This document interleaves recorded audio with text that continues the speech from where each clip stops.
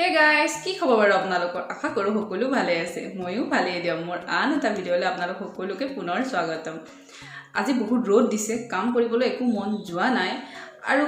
ভাবিলোঁ যে সেইকাৰণে আপোনালোকৰ ওচৰলৈ এটা ইজি ৰেচিপিকে লৈ আহোঁ কাৰণ যদি মই আপোনালোকক ভিডিঅ' দি নাথাকোঁ আপোনালোকে জানো মোক পাহৰি নাযাব চ' সেইকাৰণে ভাবিলোঁ আজি ৰেচিপিটোকে বনাই দেখুৱাওঁ তো বলক তেতিয়াহ'লে এই ৰেচিপিটো কেনেকৈ বনাইছোঁ তাকে দেখুৱাওঁ আপোনালোকক ভিডিঅ' কিন্তু শেষলৈ চাবলৈ নাপাহৰিব দেই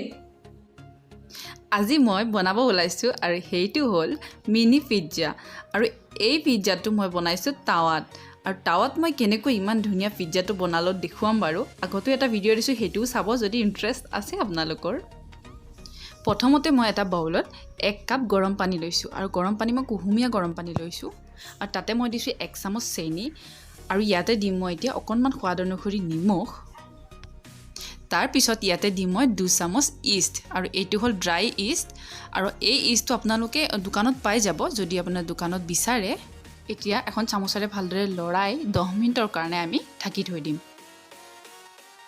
10 মিনিটৰ পিছত আমি দেখিছোঁ আমাৰ ইষ্টে এক্টিভ হৈ গৈছে চাওকচোন কেনেকৈ ফেন উঠিছে মানে আমাৰ ইষ্টখিনি যিখিনি আমি পানীত মিহলাইছিলোঁ এইখিনি আমাৰ এক্টিভ হৈ গ'ল এতিয়া ইয়াতে আমি ময়দা দিম ময়দা মই ইয়াতে 2 কাপ দিছোঁ আপোনালোকে যদি বেছি মানুহ হয় তেতিয়াহ'লে 2 কাপতকৈ বেছি দিব পাৰে মই 2 কাপে দি লৈছোঁ আৰু এতিয়া মই ইয়াতে দিছোঁ 2 চামুচ পাউডাৰ গাখীৰ আপোনালোকৰ হাতত যদি পাউডাৰ গাখীৰ নাথাকে তেতিয়াহ'লে নিদিলেও হ'ব পাউডাৰ গাখীৰ দিলে মানে অকণমান সোৱাদটো বেছি ভাল হয় এতিয়া মই এইখিনি ভালদৰে খানি ল'ম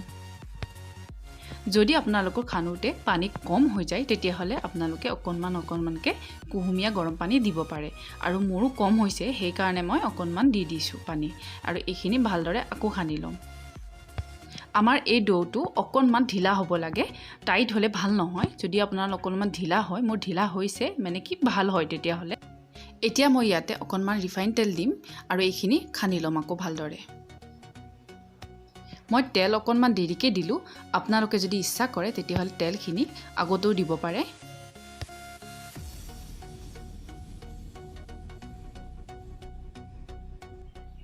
এইখিনি খনা হৈ গ'ল দেখিছেনে আমাৰ ঢিলা হৈছে আৰু আমাক এনেকৈ ঢিলাই লাগে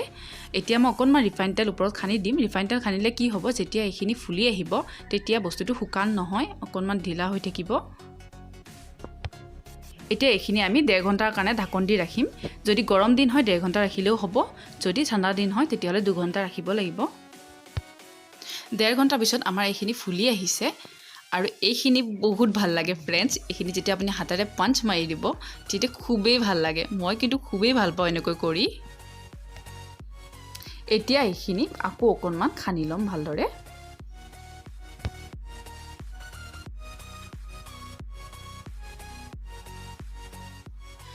এতিয়া মই অকণমান ভালদৰে কোমল হ'বৰ কাৰণে ইয়াতে তলতে লৈছোঁ মাৰি ল'বৰ কাৰণে এতিয়া হাতেৰে এনেকৈ বহল কৰি আপোনালোকে এনেকৈ কাটি ল'ব মই ইয়াতে 4 পিচ কৰি কাটি লৈছোঁ আৰু এইখিনি ধুনীয়াকৈ বেলি ল'ম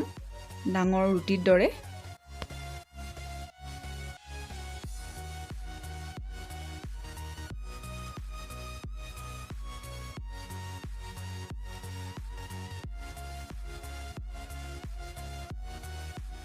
এতিয়া মই এটা আইনাৰ বাটি লৈছোঁ আৰু এইটো বাটিৰ সহায়েৰে মই এনেকৈ ধুনীয়াকৈ কাটি লৈছোঁ এনেকৈ সৰু সৰু শ্বেপ দি লৈছোঁ এতিয়া মই বাকীকেইটাও কাটি ল'ম এনেকৈ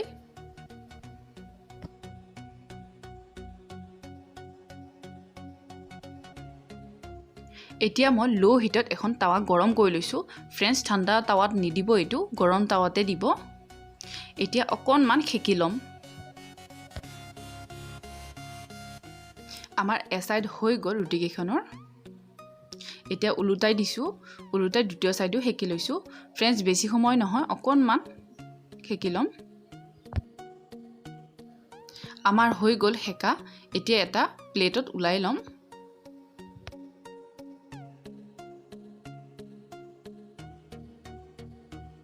এতিয়া আমি গোটেইকেইখনতে পিজ্জা চচ দি লৈছোঁ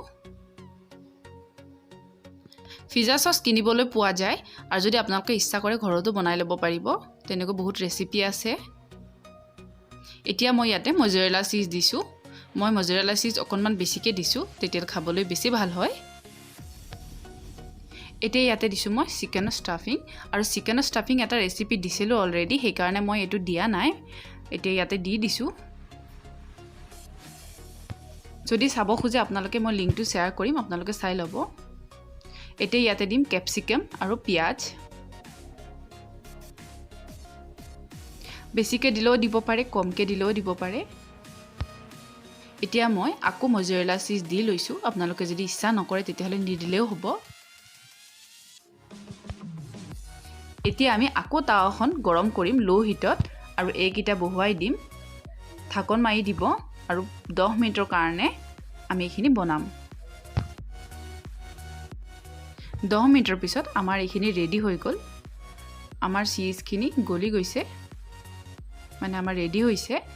চাকচোন ফ্ৰেণ্ড কিমান ইজি আৰু খাবলৈ খুবেই টেষ্টি আপোনালোকে এনেকৈ ঘৰত বনাই ল'ব পাৰিব